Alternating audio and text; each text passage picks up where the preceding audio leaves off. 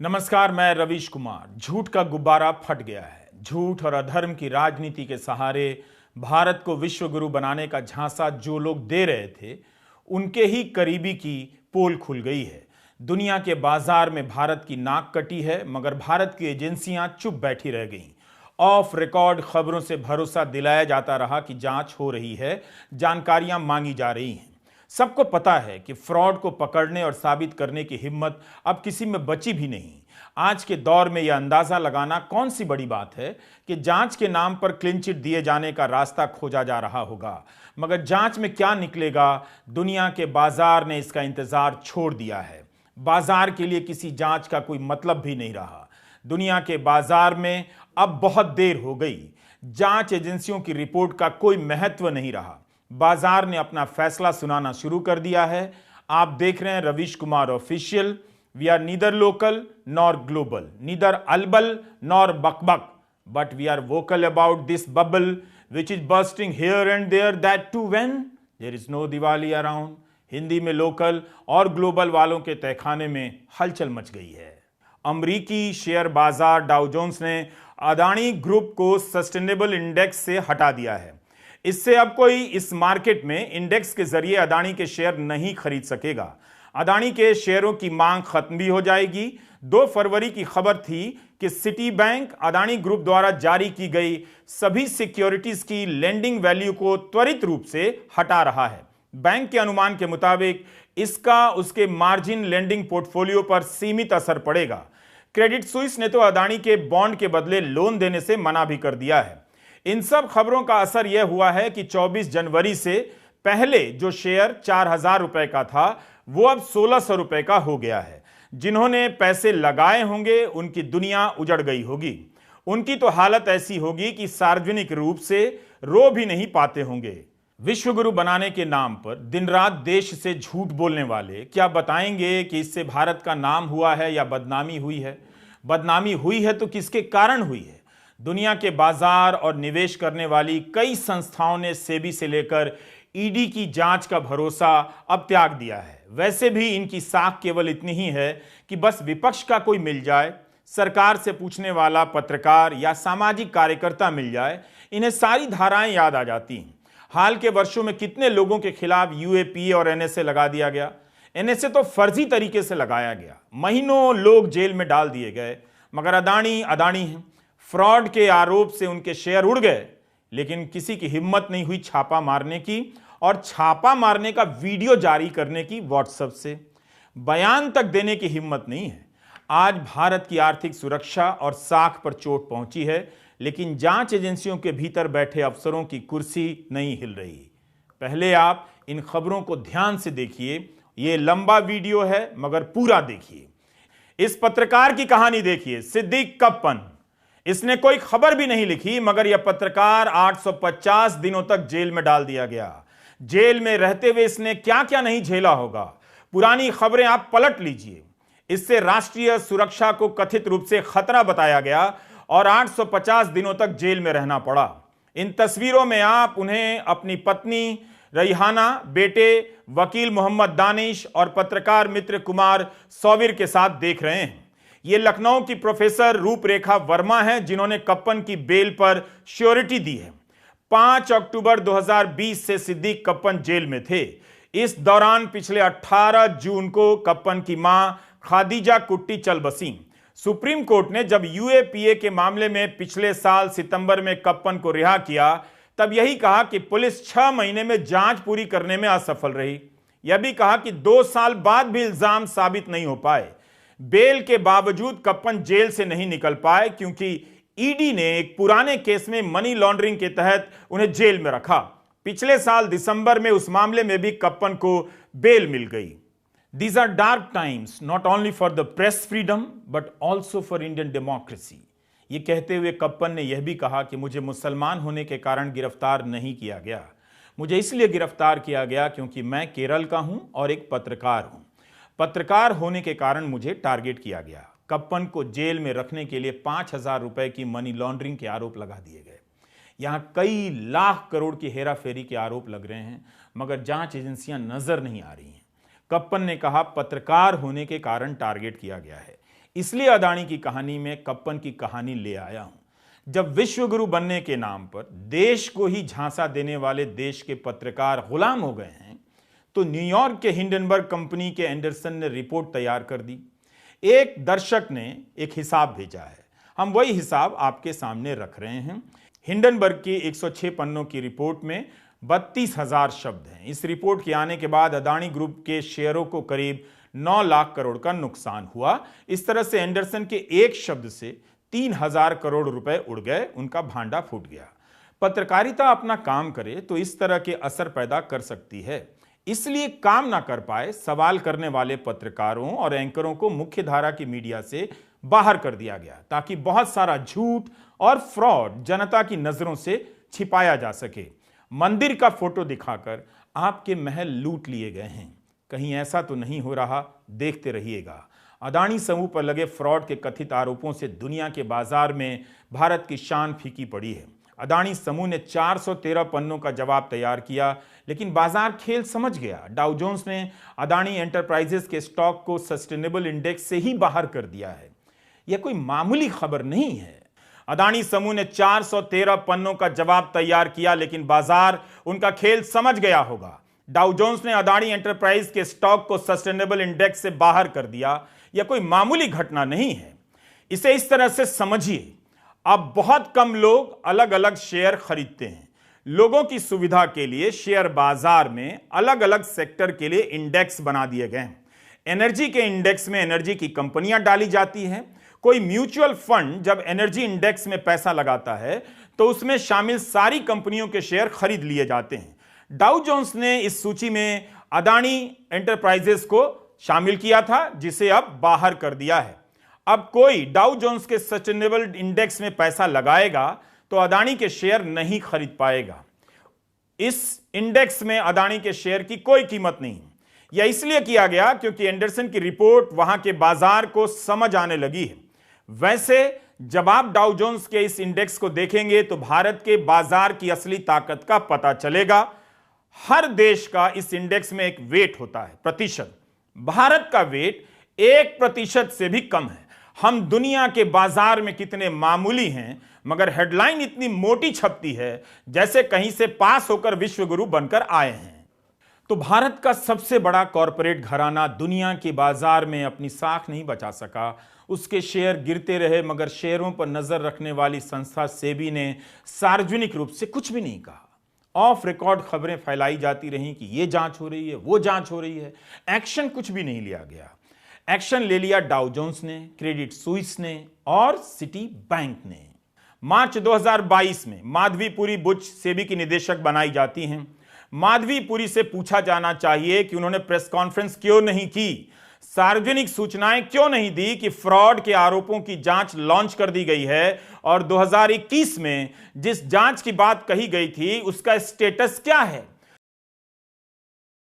24 जनवरी 2023 को हिंडनबर्ग की रिपोर्ट आई।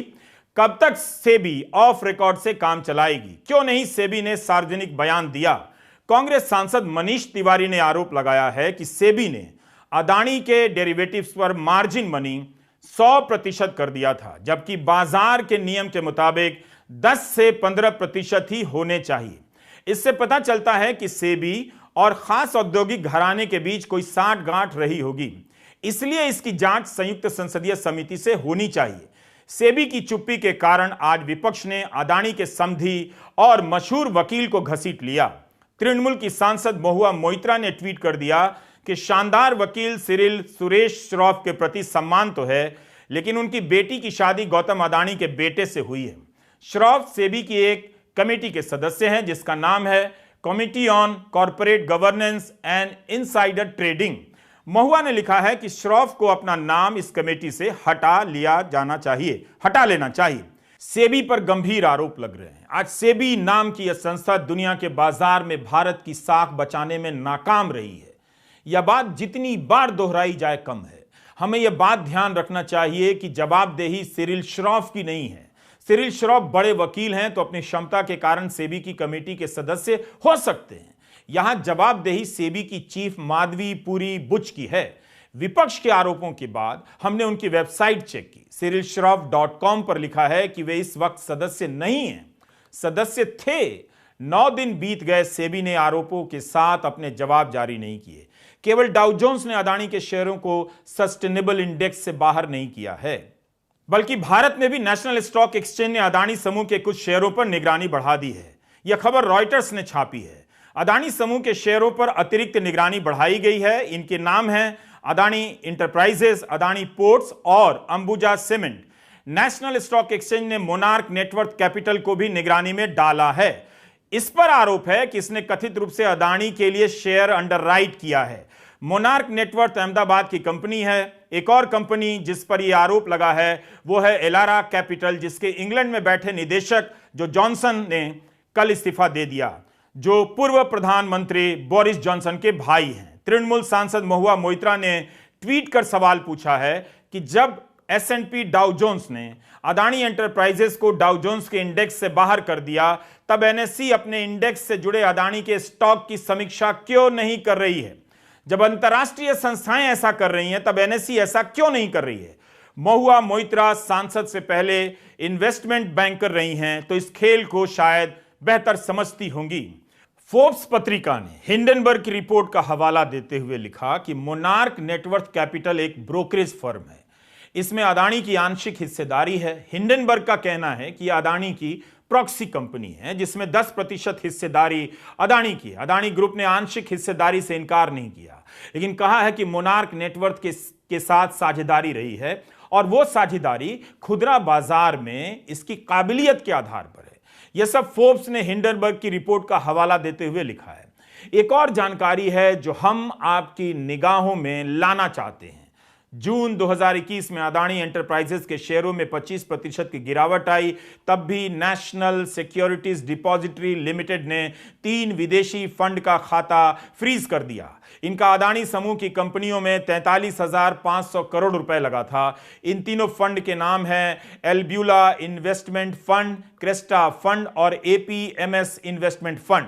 हिंडनबर्ग ने अपनी रिपोर्ट में आरोप लगाया है कि एल्ब्यूला फंड की मोनार्क नेटवर्थ में 10% की हिस्सेदारी है। अदानी गाथा पर हमने 4 वीडियो बनाए हैं, सभी बहुत लंबे हैं। शनिवार और रविवार के दिन सभी को एक साथ देखिए, ध्यान से देखिए और समझने का प्रयास कीजिए कि यह गेम क्या है। हमने शेयर बाजार को समझने वाले एक व्यक्ति से बात की, उन्होंने पंप एंड डंप का खेल समझाया। इसे समझना हो तो कोविड के आने के पहले अदानी समूह के शेयरों के दाम पर नजर डालिए और फिर देखिए कि कोविड के बाद इसके शेयरों के दाम कैसे उड़ान भरते हैं। 130 रुपए का स्टॉक 4,000 रुपए पर पहुंच गया। क्या तालाबंदी के दौरान अदानी समूह ने 2 साल में कोई ऐसा कमाल कर दिया, या कोई इन शेयरों में पैसा पंप कर रहा था? जब दाम चढ़ गए तो डंप कर दिया और बीच से ही पैसा निकाल लिया। क्या अदानी के शेयरों में बुलबुला पैदा किया गया? शेयर बाजार के एक्सपर्ट सवाल कर रहे हैं कि इस समय पत्रकारों को यह पता लगाना चाहिए कि अदानी के शेयर किसने बेचे हैं, उसका पैसा किसके खाते में गया है। कहीं कोई ऐसा तो नहीं जो शेयरों में पैसा पंप करता रहा हो और अपना हिस्सा निकालकर बाकी के लिए डंप कर गया हो। क्या ऐसा हो सकता है कि बीच में किसी ने शेयर बेचकर पैसे निकाले हों? किसी को तो फायदा पहुंचा ही होगा। क्या हमारा यह सवाल बचकाना है? मान लीजिए कोई शेयर 2 साल पहले 130 या 200 रुपए का था और अचानक से 4,000 पर पहुंचता है, तो कोई तो होगा जो पैसा पंप कर रहा था।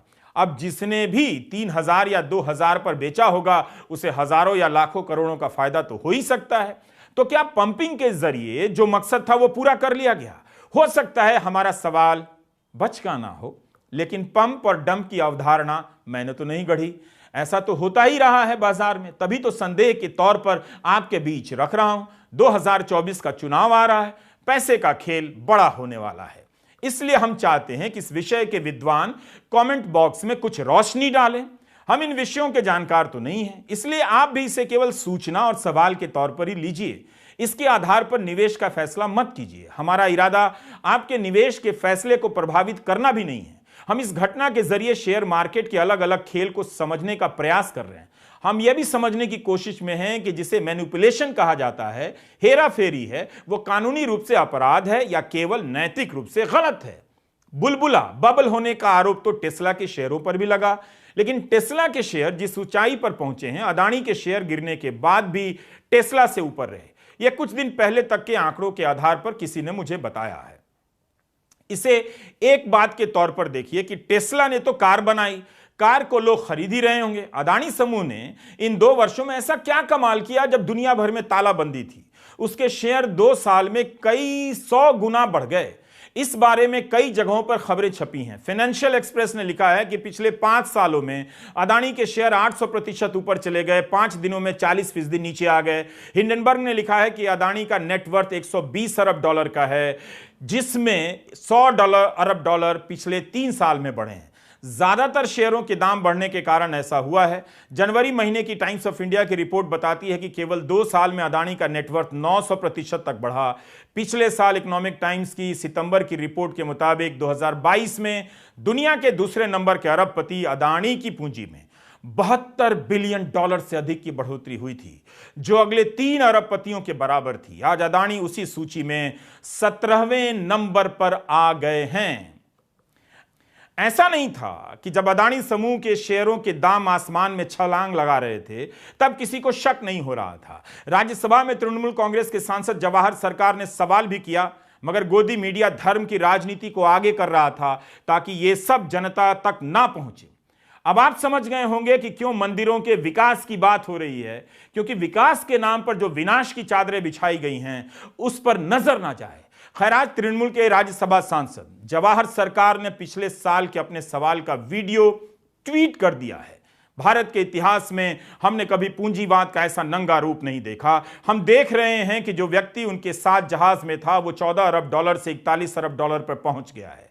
भारत की आधी आबादी के पास जो था वो चला गया है। राष्ट्रीय संपत्ति में उसका हिस्सा मात्र 13% रह गया है, जबकि चोटी के 10% की हिस्सेदारी 22% है। जवाहर सरकार ने नाम नहीं लिया था, लेकिन 2014 के बाद जिस तरह से अदानी समूह की संपत्ति और साम्राज्य में उछालें आई हैं, उसे लेकर चर्चाएं तो होती ही रही हैं। अदानी समूह के शेयरों के दाम लगातार गिरते रहे हैं। अब सवाल आता है कि इन्हें बचा कौन रहा था और इनके शेयर बेच कौन रहा था? क्या विदेशी संस्थाएं बेच रही थीं, घबराहट में बेच रही थीं, या उन्हें हिंडनबर्ग की रिपोर्ट से लग गया कि धोखा हो चुका है? ब्लूमबर्ग ने रिपोर्ट छापी है कि दुनिया भर में कम से कम 200 ऐसे वित्तीय संस्थान हैं जिन्होंने अदानी समूह के डॉलर बॉन्ड में 8 बिलियन डॉलर का पैसा लगाया है। लिखा है कि हिंडनबर्ग की रिपोर्ट के बाद ये संस्थाएं चिंता में आ गई। इसके अलावा एक सवाल और है। पिछले 2 साल में जब अदानी समूह के शेयरों के दाम आसमान छू रहे थे, तब क्या कोई ऐसा भी था जो इनके दाम में पंप कर रहा था? इस सवाल को नजर में रखिए। कई रिपोर्ट में ऑफशोर कंपनियों का जिक्र आया है। कई जगहों पर छपा है कि अदानी के शेयरों के दाम ऊपर चढ़ते गए। वे इन शेयरों के वैल्यू के आधार पर भी लोन ले रहे थे। क्रेडिट स्विस ने यही तो कहा है कि इनके बदले अब लोन नहीं देंगे। हम इन विषयों के एक्सपर्ट नहीं हैं, लेकिन सहज बुद्धि से सवाल रख रहे हैं कि क्या ऐसा हो सकता है? हुआ होगा कि कोई शेयरों में पैसा डालकर पंप करता रहा, जब दाम चढ़ गए तो बेचकर निकल गया। यह पैसा किसने बनाया है, इस बात का ध्यान रखा जाना चाहिए। अदानी समूह के पास वैसे ठोस संपत्तियां हैं। अमेरिकी बाजार में चीनी कंपनियों के फ्रॉड का मामला कुछ अलग था। जैसे उन्होंने यह बताकर लिस्ट करा लिया कि फॉरेस्ट्री की कंपनी है, बाद में पता चला कि चीन में उनके पास कोई जंगल नहीं। इसलिए सवाल उठ रहा है कि भारतीय जीवन बीमा निगम ने जो निवेश किया अदानी ग्रुप में, वो कितना सुरक्षित है। सवाल यह नहीं है कि LIC ने कितना पैसा लगाया है, सवाल है कि जो भी लगाया है वो है तो जनता का। म्यूचुअल फंड के मैनेजर तो अदानी समूह में पैसा नहीं लगा रहे हैं, LIC क्यों लगा रही है? यह सवाल तो पूछा ही जा सकता है। CNBC TV 18 की खबर है कि LIC अदानी समूह के चोटी के प्रबंधन के साथ बात करेगी ताकि समझ सके कि उनकी रणनीति क्या है। LIC ने बाजार में चल रही गिरावट के बाद भी अपने शेयर नहीं बेचे। हिंदू अखबार में विकास दूत ने आर्थिक मामलों के सचिव अजय सेठ से बात की है। अजय सेठ ने क्या कहा कि नियामक संस्था को ही देखना है कि किस तरह के संस्थानिक मामले हैं, नियमों का पालन हुआ है या नहीं। न्यूज एजेंसी NI से निवेश और लोक परिसंपत्ति प्रबंधन विभाग DIPAM के सचिव तोहिन कांत पांडे ने कहा है कि LIC सारे जोखिमों को ध्यान में रखकर निवेश करती है। LIC ने अपना पक्ष भी रख दिया है। उनका बयान यह है कि LIC के मामलों को नहीं देखते हैं, मगर उन्हें नहीं लगता कि LIC के शेयरों पर असर पड़ा है। पहले इस खबर को देखिए। 1 फरवरी के वीडियो में हमने आपको बताया था इसके बारे में। बिजनेस स्टैंडर्ड के शौकत दास ने रिपोर्ट किया कि सेबी ने रेटिंग एजेंसियों के साथ अदानी फर्म को लेकर चर्चा की है। यह खबर भी सूत्रों के हवाले से छपी है। रेटिंग एजेंसी क्रिसिल ने सेबी के सामने अदानी समूह को लेकर प्रस्तुति दी है। इस खबर की याद इसलिए आई क्योंकि आज फिच रेटिंग एजेंसी से जुड़ी एक खबर आई है। फिच रेटिंग ने कहा है कि अदानी समूह की ऋण चुकाने की क्षमता पर कोई असर नहीं पड़ने वाला है। हम तो केवल सवाल ही कर रहे हैं, क्या इस तरह की बैठकों का कोई असर है? इसके पीछे सरकार की भूमिका है? सवाल तो कर सकते हैं। लेकिन फिच रेटिंग की खबर आते ही अदानी एंटरप्राइजेज के शेयरों के दाम संभलने लगे। आज भी बाजार के खुलते ही दाम गिर रहे थे, मगर रेटिंग एजेंसी की खबर के बाद संभल गए।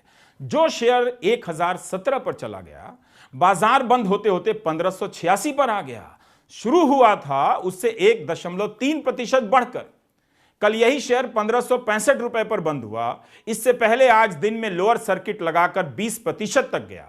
413 पन्नों के जवाब से शेयरों के दाम नहीं संभले, 4 मिनट के अदानी के वीडियो से भी नहीं संभले, फिच रेटिंग के ऐलान से संभल गए।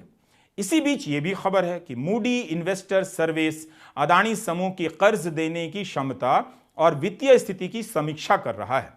अभी जो हालात हैं उससे लगता है कि हाल के बदलावों से आने वाले 1-2 सालों में समूह को फंड जुटाने में दिक्कत आ जाएगी और इसका असर कर्ज चुकाने की उसकी क्षमता पर भी पड़ सकता है। हाल यह हो गया है कि आधिकारिक बयान विदेश की रेटिंग संस्था दे रही है और भारत की संस्थाओं से आने वाली खबरें सूत्रों के माध्यम से पता चल रही हैं। पिछले दिनों अदानी के शेयरों ने कितना गंवाया है यह सवाल सबको दिख रहा है, मगर इस गिरावट में किसने पैसा बनाया है इसका जवाब किसी को नहीं मिल रहा। खबरें भरी पड़ी हैं कि अदानी अब दुनिया के नंबर 2 या नंबर 3 अमीर नहीं रहे। बीबीसी ने तो लिख दिया है कि अदानी की निजी संपत्ति में 48 अरब डॉलर का नुकसान हुआ है। शेयरों का कुल नुकसान 100 अरब डॉलर का बताया जाता है। आज ब्लूमबर्ग ने लिखा है कि अदानी की संपत्ति का मोल 58 अरब डॉलर कम हो गया। 6 दिन के भीतर 58 अरब डॉलर उड़ गए। दुनिया में ऐसे उदाहरण बहुत ही कम हैं। अदानी ग्रीन और ट्रांसमिशन 10% के लोअर सर्किट पर रहा। अदानी पावर 5% के लोअर सर्किट पर रहा। अदानी पोर्ट आज 7.88% ऊपर बंद हुआ। अदानी विल्मर भी 5% के लोअर सर्किट पर रहा। संसदीय कार्य मंत्री प्रहलाद जोशी ने कहा है कि अदानी समूह के मसले से सरकार का कोई लेना देना नहीं। ब्लूमबर्ग टीवी से रेल मंत्री अश्विनी वैष्णव ने कहा है कि भारत में इंफ्रास्ट्रक्चर के क्षेत्र में बहुत सारी कंपनियां हैं। स्टॉक बाजार में जो भी हो रहा है उससे अर्थव्यवस्था पर असर नहीं पड़ेगा। क्या सरकार ने इस तरह से अदानी ग्रुप के बारे में बोलना शुरू कर दिया है दूरी बनाते हुए? क्या अदानी ग्रुप इतना छोटा और मामूली है कि उसके बारे में बोलते हुए मंत्री कहें कि भारत में बहुत सारी इंफ्रास्ट्रक्चर की कंपनियां हैं? ये तो हम जानते ही हैं, हम तो अदानी समूह के बारे में पूछ रहे हैं। इसलिए विपक्ष संयुक्त संसदीय समिति से अदानी के मामले की जांच की मांग कर रहा है। संसद में इस मसले पर चर्चा चाहता है। हालांकि यहां यह भी नोट करने वाली बात है कि जिस व्यक्ति से जुड़े विवादों को लेकर विपक्ष संसद में चर्चा करना चाहता है, कल मल्लिकार्जुन खड़गे प्रेस कॉन्फ्रेंस में बयान देते समय उनका नाम तक नहीं लेते हैं। कहते हैं हम नाम लेकर टीका नहीं करना चाहते। आज भी इन सवालों को लेकर 16 दलों के नेताओं ने बैठक की। कांग्रेस, डीएमके, एसपी, आप, BRS, SS, RJD, JDU, CPIM, CPI, NCP, NC, IUML.